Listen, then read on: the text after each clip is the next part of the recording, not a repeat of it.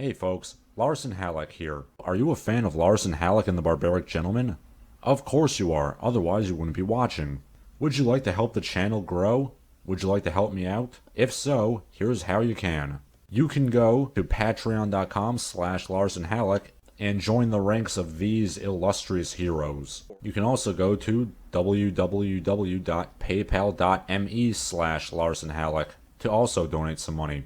You can also buy my book. The Patreon, the PayPal, and the link to my book are all found in the video description. You can also follow me on Twitter or on Instagram. I no longer advertise my Gab because Gab sucks. And if you support me enough, I'm going to make Larson Halleck, the motion picture, in which you will get to enjoy a riveting 4 hours of me and my friends playing grab ass in a public park. All I need is $90,000 to do it. And now, our scheduled programming.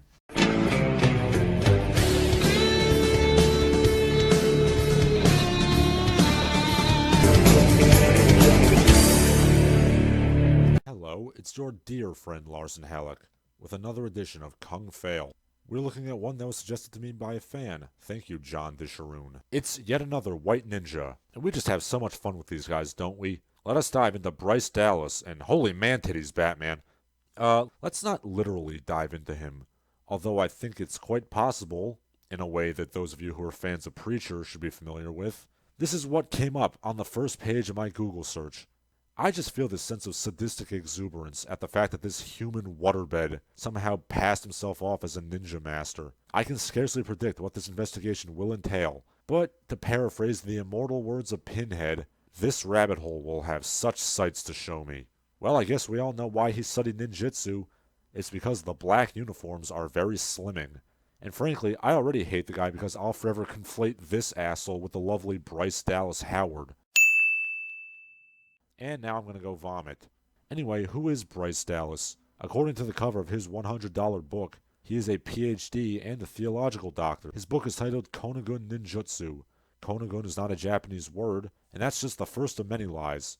Where did he learn ninjutsu? Over the years, he has claimed to study under Insei or Ensai or Enshi Saija. None of those are Japanese names, by the way. How did they meet? Well, his story changes repeatedly. It's either Dallas saved Saija's son from a bully and met Saija through him, or somehow his mother got in touch with Saija and managed to get a 9-year-old boy from Mississippi accepted for instruction by a ninja master in Japan, or Dallas's parents were both in the military, and he met and trained with Saija while they were stationed in Japan. Or number 4, Dallas did not train in Japan under Saija himself, but he had an American instructor who did so. Ignoring the fact that the first one is basically the plot of the movie Bloodsport, is there any truth to this? No. In truth, Dallas first heard of the ninja and became enamored with them when he read about them from a martial arts magazine in 1979. He and his schoolyard chums began playing ninja in the schoolyard, fashioning their own ninja weapons to enhance their playtime. Dallas began to cobble together a childish form of ninjutsu martial art from magazines, books, movies, and TV, fantasizing about being the world's first morbidly obese ninja. So in other words, he was like basically every other maladjusted, high-testosterone dork. While he has never provided a single proof of his lineage, there is abundant proof of him going to high school in Mississippi, like the thoroughly unimpressive man that he is. So after years of training in ninjutsu on the playground, it was obviously time to open up shop and teach your secrets, which he started doing sometime in the 80s. I was able to obtain some of his training manuals, and they're not great. Beyond the spelling errors, like spelling the word knee as N-E-E, he repeatedly uses the term power fist, and he refers repeatedly to penetration moves, but more on that later. He does karate senses, which are not part of any ninjutsu curriculum I'm aware of, nor is the use of tonfa, by the way, and he starts off his chapter on the use of bow staff, titling it Kali Bow. Kali Bow. That's not even the same language, Bryce. You're mixing and matching Filipino and Japanese styles together.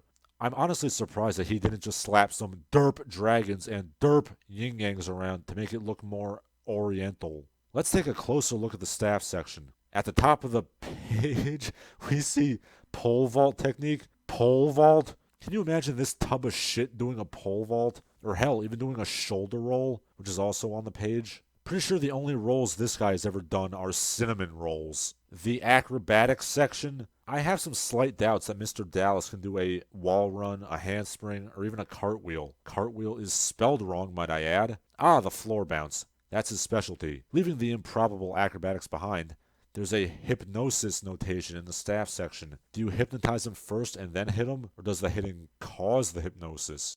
His jiggling is almost hypnotic. Yes, it's like a lava lamp. Yeah, there's going to be a lot of fat jokes in this. We get an anatomical diagram of places to hit, in which Bryce shows that he has the anatomical knowledge of a 6th grader. I don't know why we're beating up Mark Hamill here, but whatever.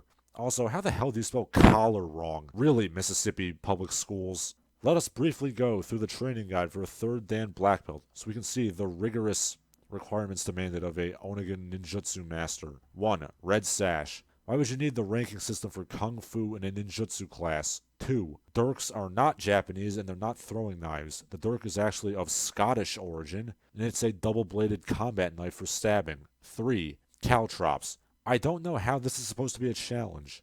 Caltrops are literally designed to be harmful no matter how you throw them. There is no wrong way to throw a caltrop. 4. Shuriken is spelled wrong. Sais are not a ninjutsu weapon. 10. 6-on-1 sparring in which you're not allowed to get hit once. Yeah, I'm sure Bryce does this one all the time. He just looks so nimble and spry, doesn't he? 13. Possessions is spelled wrong. 15. Build a rye and master it. What is a rye? They're the big stone discs that they use as currency on the Isle of Yap. Interesting curriculum, having to master stonemasonry to master a martial art. I suppose it does develop your upper body muscles. And then yes, for the most delicious of ironies, the fitness test.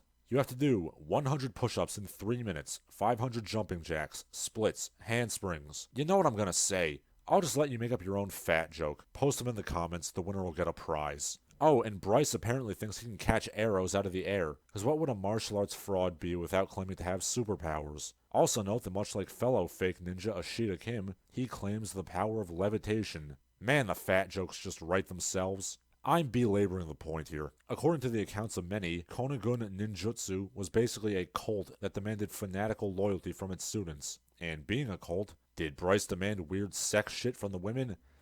Of course he did. Yeah, ladies. Just imagine this sweaty blob of man putting the moves on you. Stories came out of Dallas basically coercing the young women into sex with promises of induction into the elite ninja cadre or whatever. But don't take my word for all this weird cult stuff. Let's hear from some ex-students. G says, I was started on the belt system and made rank fairly quickly. Attending local camps held by Greg and Robert, I expressed my desire to join the sash ranks, and I was informed I could go from green belt to green sash if I asked the Shidoshi. I asked him, who is that? I heard he was the leader, but I never met him, and this was months after joining. Greg said, you will meet him at the camp this weekend. At the camp, I saw this very large, fat man who I assumed to be the father of a student. Greg said, that is Shidoshi. I said, okay. And I started to approach him when Greg snatched me back, saying, you don't approach Shidoshi. He will come to you when he's ready. I thought to myself, what kind of leader would act like this? When we got to the camp, I was informed that since there was no more room in the dojo, I would have to sleep outside in the freezing snow. Mind you, I have no problem with that. I can handle it, but it was inconsiderate to those who couldn't. People were smearing crap on the walls as an act of rebellion, and the men were forced to lay our heads on rocks because of their insolence, which resulted in our heads being cut open. Shidoshi told me that he wants to know he can trust me, and I him. So he asked for my bank account info, stating that Greg and the others did it. Every black sash's head was down. I knew then what this was, and I told him I didn't feel comfortable doing that. He got pissed and told me that I needed to reevaluate whether or not I wanted to be a black sash and sent me home. Sometimes I would notice the lower-ranked women would be sent to where Shidoshi was sleeping at night. Speaking of women, an anonymous woman says, they had taken our phones, our keys, our medicine, and would not give my mom her medication as it was prescribed to her, stating that Dr. Joe will decide. She was on blood pressure medicine. My mother eventually passed out and was refused to be taken to the hospital. X says, and so it began, week after week, me learning this mysterious and dreadfully effective art of Japan's ancient shadow warriors, the ninja. We were exposed to the idea of chi and energy-enhanced strikes very early on, with no actual training in the concept, but just assertions we would one day study the mysterious concepts, and that such knowledge was reserved for black sashes, people of great skill and comprehension of concepts and realities, too dangerous to be subject to the access of the novice. There would be many, many more stories and suggestions of outlandish powers that Bryce possessed, including weather control, walking on water, causing one's heart to explode with a single blow, controlling fire with his mind, slowing down or stopping time, predicting the future, teleportation, stopping bullets, and other tales. So I began to work for Dallas, which entailed things like cleaning, typing letters, fetching lunch, and other menial tasks. I don't recall that I ever received any money for my work. I was always paid in martial arts gear, like swords and clothing and other weapons. Dallas passed away in 2011 at the age of 47 due to complications of being really fucking fat. Shortly before then, many of his students walked out on him when they found out that he made up a lot of his story, which was revealed when he, like many other internet tough guys, sued bullshido.org and ebudo.com. Ron Collins was not one of those students who walked out. He stayed on, even after the, master died. Who is Ron Collins? Aside from being a recidivist felon from shithole West Virginia, that's it, really. I can say nothing about this highly undistinguished man beyond that. He did challenge another martial arts debunker, Don Foley, and got punked out. It was apparently preceded by a bunch of, "say that to my face, fucker, not online," crap. That, of course, amounted to nothing in real life. This video is really just a bunch of lumpy guys standing around in a gym. Not much to say about it. Then he proceeded to do a long, whiny monologue about it on the car ride home. Well, I'm driving back from Kentucky, a little bit closer to West Virginia now. Anyway, I got to meet Don Rowley Saturday. And yep, you've all seen the video. Don posted it this morning of Don Rowley punking me out, of me backing down and saying I'm going to sue him instead of fight him and all this other stuff. Well, here's the thing. That was always my intention, was the lawsuit. I'm not going to win anything by fighting him. All these internet challenge bullshit, it's stupid. And when I got there with every intention of fighting. You know, Grandmaster Soto told me later, he was like, dude, I seen your eyes. You were going to hit him. You know, everybody see me. I walked in there with every intention of hitting you, and you're sitting there smiling because that's what you want. You want me to go to jail. You want to have something to go out and attack the Black Dragon Fighting Society over, get in your face, and what? Have him backing out on video to prove what? That I'm not a badass? Dude, I don't want to be a badass. I don't care. It's not worth it to fight useless battles that I don't get anything from. Nothing would have been achieved. And thus ends the sad story of Konigun Ninjutsu. The schools are, from what I can see, out of business, and Shidoshi Bryce Dallas is mercifully forgotten. Incidentally, Shidoshi is a term that no legitimate martial arts school uses, so that's a quick sign of fraud right there. But the mental scars of those he abused, physically, emotionally, and sexually, cannot be so easily extirpated. That goes for what Bryce did to his students, and what Ron Collins did to, apparently, a series of underage girls. I'm sorry to make this serious all of a sudden, but abuse is no goddamn joke, and it infuriates me, as it should any morally upright person. If you or someone you love is being abused or being indoctrinated into a cult, seek immediate legal and psychological attention. Did that put things into a bit of a downer? Let's end the video with some lighthearted stories of Bryce and his flunkies getting their asses kicked.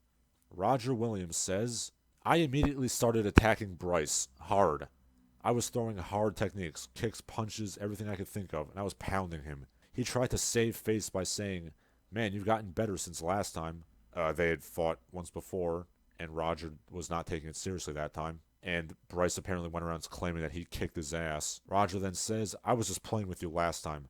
I kicked him hard one time in the stomach, and that hurt him. And he said he was hurting. He said, let's stop, let's quit. And I said, no, we're not going to quit. You're going to keep on fighting. You ain't going to tell a lie like that about me again. And I attacked him again. I kept pounding him. He kept begging me to stop, and eventually I did. I satisfied myself, and I proved to him that he couldn't kick my ass. And finally, enjoy this video of Ron Collins getting his ass kicked in someone's backyard. Let's go.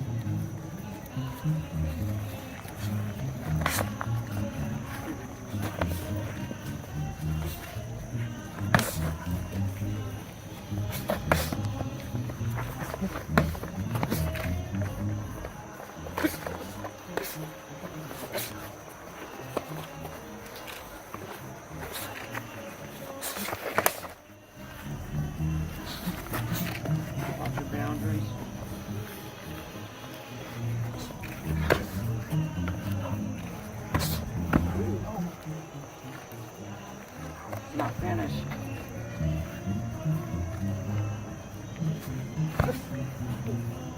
He's done. He's done.